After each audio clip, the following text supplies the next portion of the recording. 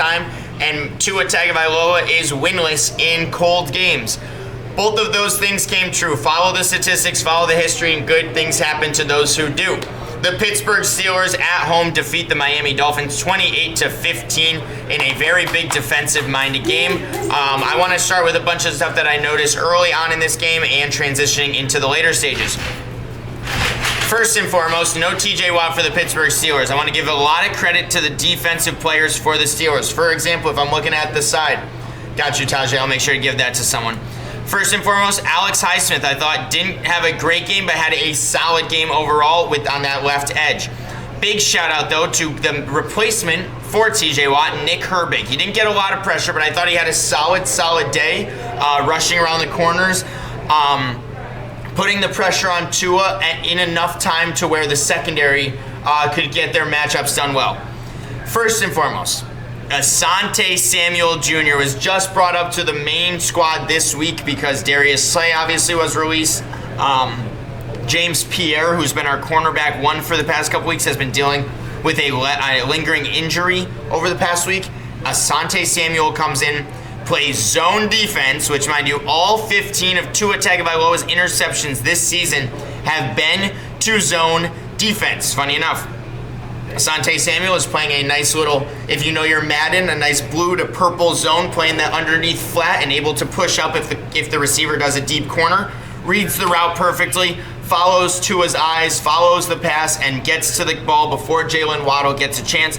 Asante Samuel Jr. with his first interception as a member of the Pittsburgh Steelers.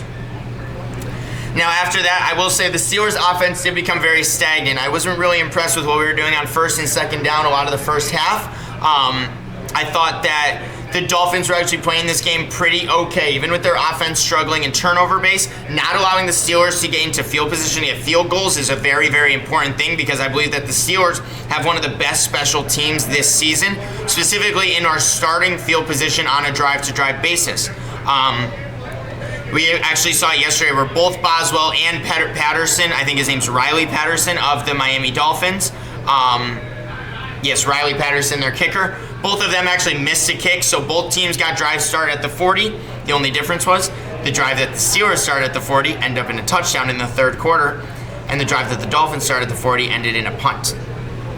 So, very exciting stuff for the Steelers defense to be able to say that, but special teams dominates a game like this. The Steelers have one of the best special teams coaches in Danny Smith. You guys know the guy who chews all that bubble gum every single day. But big shout out to the Steelers for getting that last end of half drive. The offense was very stagnant throughout the entire first half. It was a weird balance of run game, not really efficient running game in my opinion. We kept doing that little right toss over and over again, but I will say Rodgers, man, was on his zip. He threw one pass that should have been intercepted. That was a Pat Freiermuth over the middle to Jordan Brooks. Should have intercepted that ball, by the way. But overall, you could see the Colts, first and foremost, impacting the Miami defense, and the Steelers played efficient ball.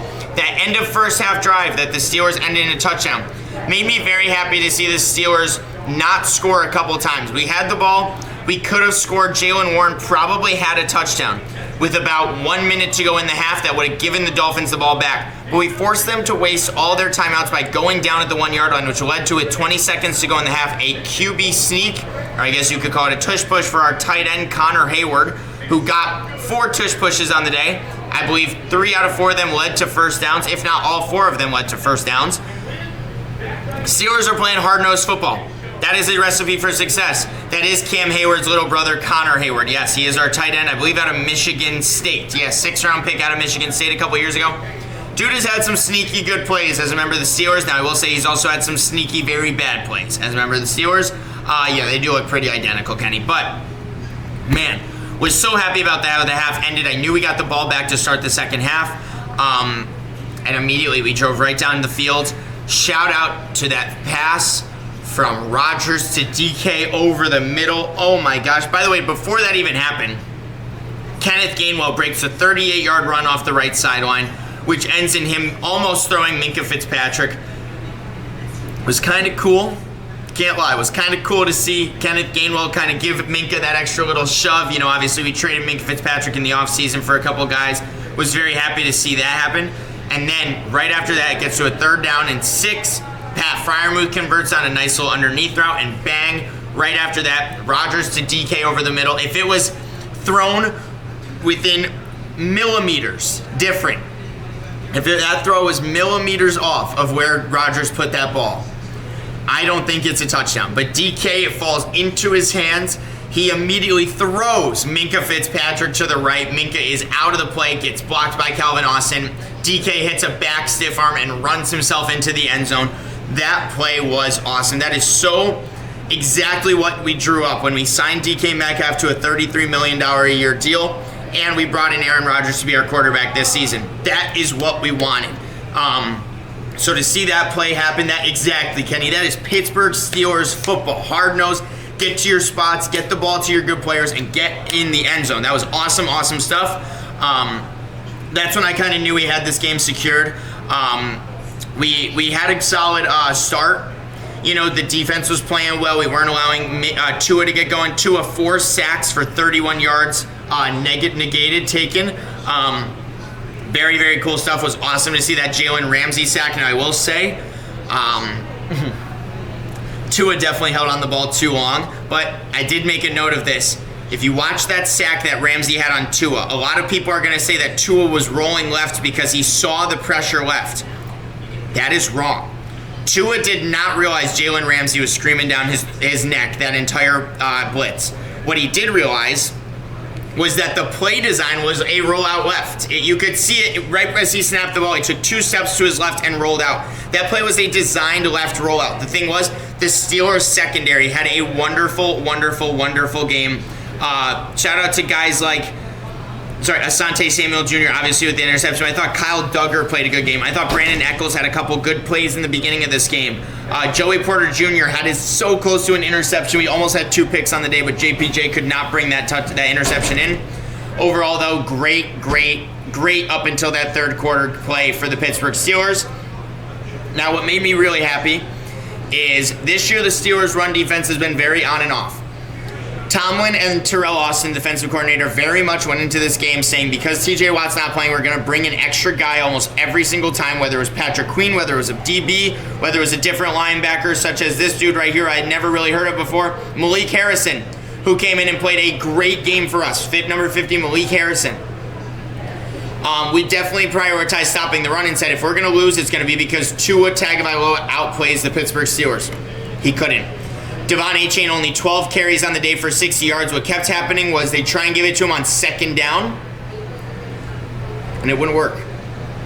There was a couple interesting plays, though, that I do want to talk about where the Dolphins would start a drive.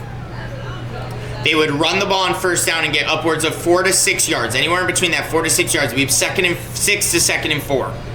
And then they'd try and run a play-action rollout for Tua. Those play calls were just not working. Specifically in the first half of this game. Tua was not finding success in the secondary. He was not mobile enough to create, plays on his legs or move really a lot in that cold weather. And the tight ends were not involved until the second half at all. I know you see Darren Waller 7 for 66, 2 touchdowns. Greg Dulcich with 2 catches for 50 yards. They were not utilized really at all until that second half. He tried to look into these fast receivers, Malik Washington, Jalen Waddle. He kept having to hit A-Chain out of the back of the field because that's what the play designs were meant to do. It was not working, man. I would have loved to see the Dolphins, even as a Steelers fan, I would have loved to see the Dolphins keep the ball on the ground, try and ground and pound early on this game, try and establish their run game a little bit more than what they did. 12 carries for A-Chain does not feel like enough for what they should have been doing all day, especially with Tua being pretty efficient with his passing. Outside of that interception, he was 22 of 27 without the pick and 250 and 2 touchdowns. That's a pretty good Tua game, if you ask me. The thing was, it came all too late. Last couple of things I want to bring up in this game. Big shout out to Jordan Brooks, number 20 of the Miami Dolphins. I thought he was actually the best defensive player of the game. Even though he was playing for, the Dolphins in a losing effort. Dude was everywhere on the field. 13 tackles, 7 solo, 1 sack, 2 tackles for loss, 1 pass deflected, 1 QB hit. Almost had an interception too. If it wasn't so cold out, it looked like he would have picked it. But man, Jordan Brooks was all over the place. We kept even throwing the ball towards him. We kept running towards him. Was so happy to. Not so happy to see him have a good game, but was so happy to see a really great effort on the Miami Dolphins defensive side of the ball, and the Steelers still take advantage of that side of the field. The one thing I do want to say, I know Arthur Smith gets a lot of criticism for his play calling, for his run-first offense, for the schemes that he makes, right? Arthur Smith is very good at one specific thing, and that is drawing up run plays that allow our running backs to get on one-on-one situations. The way I view it, we get 6 offensive linemen out there almost every single play, whether it's Darnell Washington, Spencer Anderson, whoever's out there playing as that kind of secondary tight end / 6 offensive lineman. We tend to have one out there probably every first and second down of this entire game. We end up blocking 6 to 6. Kenneth Gainwell and Jalen Warren always get one-on-one opportunities. And man, if you remember last year, I was saying it last year when we had Najee and Warren as our running back duo, Warren is really good at breaking one-on-ones. He's really good at those one-on-one situations and continuing his running plays after that. Kenneth Gainwell this year, you saw, I've been pulling his face up all day long to start the morning. Dude was incredible. His little 5'8" body, when he's going to that right sideline, can squeeze through these big defensive linemen and get an extra 3 to 4 yards on these plays just because he's smaller and quicker steps.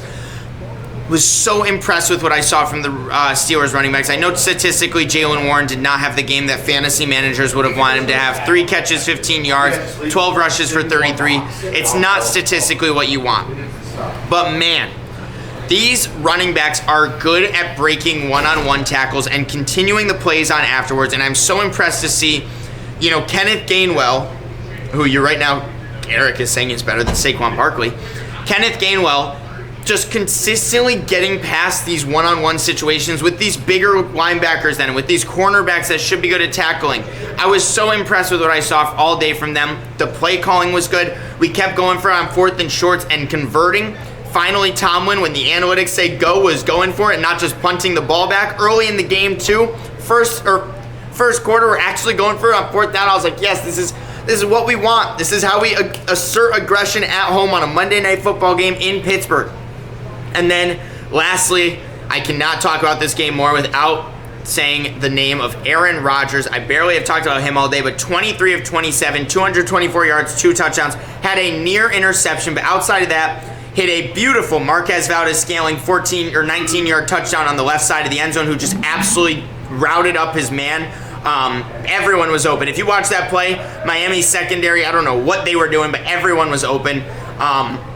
Now, there's multiple times, which is kind of funny, that my roommate, I was watching this game with my roommate all night, when we would run the ball up the middle, there was a couple times where my buddy was like, it looks like these Miami Dolphins linebackers and corners are like purposefully trying to take outside, like around the offensive lineman to hit Rodgers when the run play was up the middle and they were already at the second unit.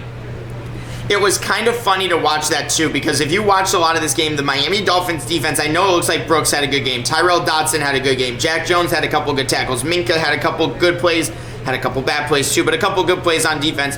But man, just the run directly up the middle was having such a big impact on this game, because the Dolphins D tackles, D-line, and linebackers kept trying to take outside pressure on inside runs, and it was working out in so much of the Steelers' favor. Rodgers is really, really, really efficient on those 3rd and shorts, 4th and short situations that he knows what read, he knows his progression. He kept hitting Kenneth Gainwell to the backfield. That was very early on in this game. Kenneth Gainwell had 6 catches for 41 yards in the first half of this game. Mike McDaniel came out in the second half and said, we're going to not allow the running backs to get as going as well as they did in the first half. So that's when we got Freiermuth involved. 3 for 45 all in the second half. Marquez Valdez-Scaling caught the touchdown in the second half. DK Metcalf with the touchdown in the second half. We started utilizing our receivers more in the second half of the game because of the coaching scheme, which is the first time in a while I've been able to say something about the Steelers making a second half adjustment on offense, but I don't know if that is the Steelers or more Aaron Rodgers just being a very, very good quarterback. But all in all, was very impressed with the Steelers game yesterday. 13-point victory. Big time win. We needed this one to keep ourselves 2 games above 500 with a 1-game lead over the Baltimore Ravens. Next up, though, we do have the Detroit Lions. That's going to be a pretty tough game. Can't wait to see that one go down. But all in all, Happy with the Steelers going to 8-6, 5-3 at home. Big time win, and I didn't even talk about this. The second acquisition of the Jalen Ramsey trade in the Micah trade. Jonnu Smith getting a running attempt, a pitch play thrown to him in the red zone, and dude takes it 14 yards right through. Now, mind you, don't ask me what that one Dolphins linebacker was doing on that play, who ran up to behind the other linebacker, stood there, and Jonnu Smith just ran right around him. That play was hysterical to me. I was so happy for Jonnu Smith, though, in this game where we couldn't really get him involved. We got him a screen pass early on. I think it was 4 minutes to go in the second quarter. We got him a screen pass that went 9 yards. It was the first time he was utilized, and I was like, man, this is a guy we traded with this team for. It was a tush-push right at the 1 yard line. There were 20 seconds to go in the first half. We were at the 1 yard line after Jalen Warren's knee unfortunately hit pretty early. We did a tush-push with Connor Hayward with 20 seconds to go in the half, scored the touchdown to go up 7-3 into the half. But touchdown for Marquez Valdes-Scantling, touchdown for Jonnu Smith, touchdown for DK Metcalf. No touchdowns for Kenneth Gainwell, but boy, was he impactful. Is Caleb a bust? I will say, as a young running back, learning behind clearly these two guys is going to, I think, do favors for him. I don't think he was a bust yet, but I will say I don't think he's going to have a prominent impact on this year's team. But 3 to 4 years down the line, we might be talking about Caleb Johnson as a guy that, he's getting a couple good reps with the Steelers. But overall, both touchdowns for the Dolphins coming in the fourth quarter, both to Darren Waller, funny enough, just absolutely mossing our corners. I really can't say anything more than that. Darren Waller just absolutely bodied Asante Samuel on the right side and then outran our cornerback on the left side. Can't be mad at that, though. Fourth quarter, letting up a couple points is fine with me. Let's go Steelers. That is my recap of the Monday Night Football game.